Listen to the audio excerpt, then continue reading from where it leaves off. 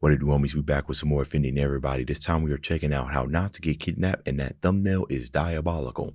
Let's go ahead, shut up, turn it up.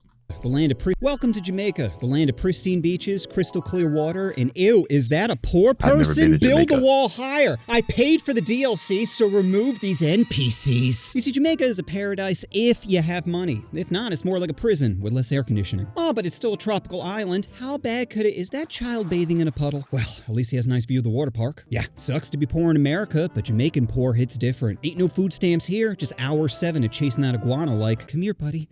Come here.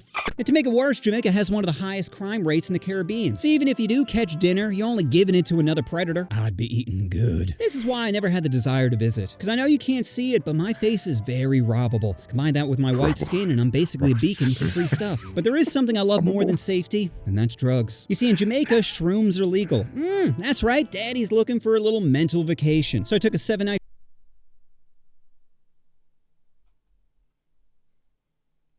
You really be like that in Jamaica? I mean, I've never had shrooms, but it's legal. How much money you need when you go down Jamaica to feel like what's a good budget to go down there? Let me know.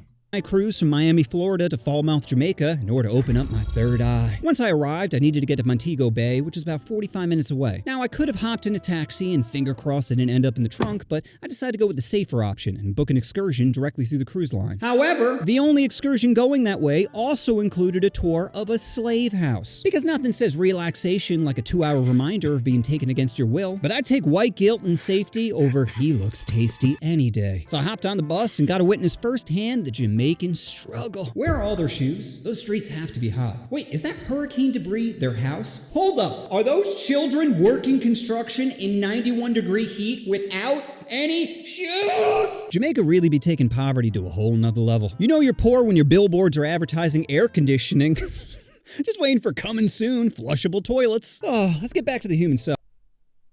Wait a minute, wait. Now, it's got me thinking, get back to the human stuff. That's got me thinking about last time I seen an air conditioning ad, right? Did they used to show? Did they used to have those? Like billboards and stuff like that here in America? Now it's about fixing it. Isn't that funny? Went from selling, now you need it fixed. Suffering. Like I mentioned earlier, there is no middle class here. So you'd either see golf course or possible corpse. And the resorts own most of the beaches. So if you're a local, that ocean might as well be a screensaver because you ain't touching it. What else did I see? Oh, churches. Churches everywhere. Apparently there's over 1,600 on the island, which makes sense because if I didn't have toilet paper, I'd be begging for help too. What else? Oh, you're going to be shocked when I tell you this, but some Jamaican women be chunky. Crazy, right? How are you going to choose pie over plumbing? But the most concerning thing I saw were the potholes. Bruh, this is not the place you want to get a flat tire. Imagine seeing a bus full of mostly white tourists break down in front of a coconut stand. How could they not rob us? We're traveling, so we're clearly unarmed. Sure, maybe the driver has a hidden shotty, but once you're past him, it's free stuff. Money, jewelry, Peter, whatever catches their eye. You flew from comfort to this. Not a wise choice, Pete. But luckily, we arrived safely at the slave house, specifically the Rose Hall plantation. Now, I didn't research it prior to arriving, but immediately I could tell it was bullshit. You know why this house is famous? Because a woman named Annie killed 3 of her husbands there. 3! 1 is impressive, 2 is savage, but 3? Yo, Annie be a gangster. How convenient she's a woman! Because a guy killing 3 broads, who cares? But a girl killing 3 boy toys? Oh, bring me a towel. Bring me a towel. Ladies, imagine standing right over the bed where Annie finally took her life back. God, doesn't it make you feel like your team got a victory? It's no secret men have been crushing you in the crushing stat department, so hearing of a brave woman finally ending her oppressors makes you feel, you know? But don't let those feelings blind you to the fact that the story is nonsense. First off, the house felt less like an historical site and more like a haunted attraction. Dusty relics, flickering lights, creepy paintings of white children. Well, you know, I can't really blame them for that, especially if they're trying to, I don't know if it's like purposefully like that, or if they just wanted to kind of leave it the way that it is. You know what I mean? Like just kind of like preservation, if you will, of history. The whole vibe screamed tourist trap. Then you had the tour guide who's really hamming up the whole ghost story, speaking in a soft tone whenever she mentioned Annie, like the bitch was floating next to her. I'm okay with the tour, but if you say my name again, then you best be using your indoor voice. Don't test me, Carol. You don't know what I'm capable of. What was that? Me, bitch! Me! Now, in fairness, some of the white people were eating up the whole ghost gimmick, and I'm not the one to spoil a good time, but when someone starts spouting BS, I just have this compulsion to call it out. Like the tour guide would say, can you feel the energy in the room? Same. What do you mean energy? Same. Are we talking cold chill or butt smack? How handsy do these ghosts be getting? Slaves had to whistle while working. It really depends. You know what I'm saying? Because I understand. I don't know what kind of people be going on these type of tours, right? But, you know, if you're dealing with adults, then you like, come on now. You know what I mean? Like, I understand if it was children going around, you know, they get scared and everything. And I'll play along for a little bit. But if it goes on too long, I'm like, all right, bro, come on now. I paid money for this. Come on. But I suppose, you know, maybe you'll go along with it for the experience. To show they weren't eating the food. Really? All day? 7 slaves couldn't take a 30-second break to scarf down a pear? How attentive were these slave masters? What's the point of even having a slave if you have to watch him all the time? Annie poisoned her first husband. Really? You're sure you didn't get sick or fall out of a window or torn to shreds by a mongoose? How do you know how anyone died over 200 years ago? It's written in her journal. Wait, Annie's journal is where you're getting this info from? Not a camera or DNA evidence, just my first Twitter writing 3 teardrops.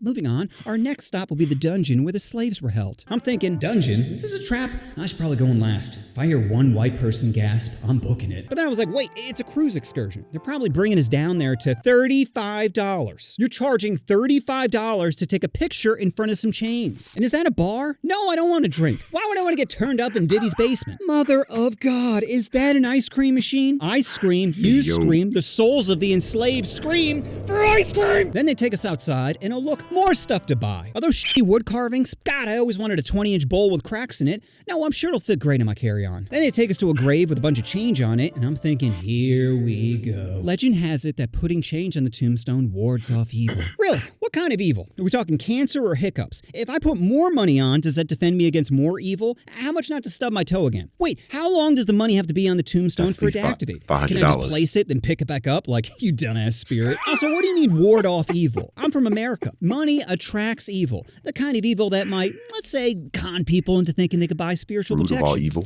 Yeah, even after my huge rant, one of the tourists still puts money on the grave. I don't think I've ever been more disappointed in a human being. If I could curse you, I would. Finally, the tour ends with us being led into a gift shop because, of course, nothing encapsulates centuries of oppression quite like Skittles. So to recap, buy some pictures, drinks, ice cream, wood, enchanted armor, and Skittles, all while on a paid tour. Cool.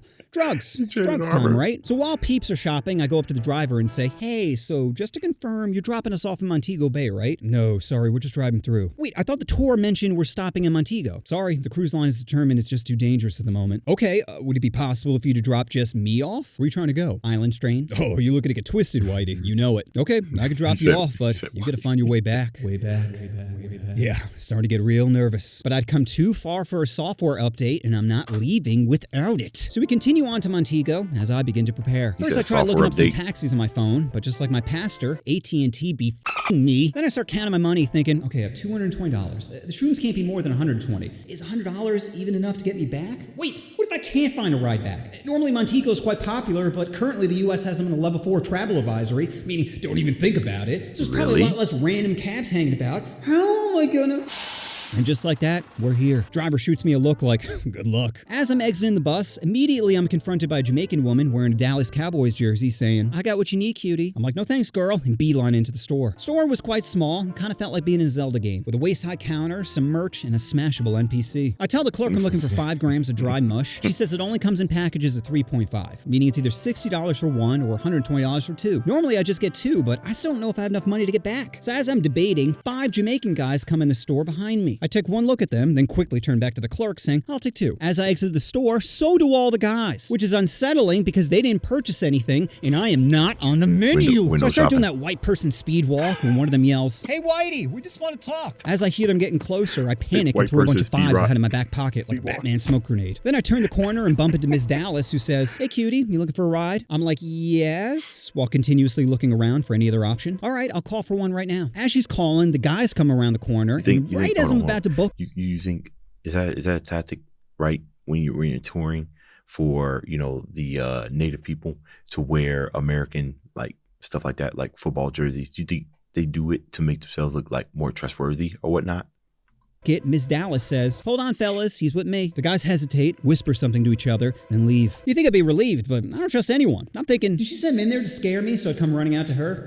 This thinks he's slick. Then Ms. Dallas says he's not picking up. Here, come with me to the store across the street. What? Why? They have a phone I can use to call someone else. Believe me, you're not going to find anyone else out here. My sus meter was at max, but having no other good options, I say, all right. So I follow her into the store, but stand strategically in the doorway, doing my best chameleon impression. In the store are two guys, and one of them has a cast on his arm. I'm thinking, I bet that's a misdirect. Oh, I'm so feeble. I would never clothesline to the head. Then Ms. Dallas says, he's on his way. Give him like 10 to 15 minutes. Pause. Let's do some quick math. First off, when someone says 10 to 15 minutes, they really mean 20 to 25 minutes. Then obviously you have to add CP time on top of that, making the arrival somewhere between 30 minutes, and he ain't coming. But again, having no other good options, I just say, all right. As I'm waiting, cast arm says, you can have a seat back here. No thanks, Hulk hand. I'm good where I'm at. Then Miss Dallas starts chit-chatting with me saying, what do you do for a living? Me? I'm a MMA fighter. What's that? UFC, Dana White, CTE? You don't know what cage fighting is? Like boxing? Yeah, with kicks and grappling. Oh, you don't look like a fighter. Why don't you come at me and see how good my single leg takedown is? I'll take your word for it. Hey, so it's been about 20 minutes. You mind giving this guy another call? Oh, and ask how much it'll be. Don't worry, he won't scam you. Cool, but I still need to know how much it is, because I may not have enough. Oh, I'm sure you could work something out. Now I'm thinking, what the f does that mean, work something out? Take whatever you got. As payment? What if my callous hands keep making him flaccid? I can't stick a hot dog more than 2 inches in my mouth without gagging, so blowies are off the table. Then I see the 5 guys from before walking across the other side of the street, shooting me a little smile and wave. I'm like, hey, so where is this driver? It's been longer than 15 minutes. He's coming. Now I'm really looking like a crackhead, pacing back and forth with sudden squirrel-like movements. Finally, a black, unmarked van pulls up to the shop, and the lady goes, there he is. My brain's thinking, don't panic.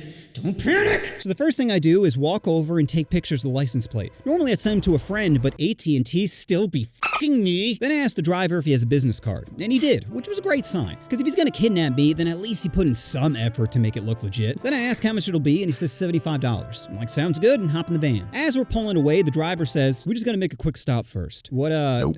What kind of stop? I just gotta drop something off real quick. Or drop someone off. Listen, I really need to get back to my cruise. I'll pay extra if we don't make the stop. Driver hesitates and says, all right. So as we're driving, I go to get the money ready when I realize I only have $45. That's $30 less than the agreed upon amount on top of the kidnapping surcharge. I'm thinking, where the hell did all my money? Oh, I forgot I made it rain on all those Jamaican boys. Well, I'm dead.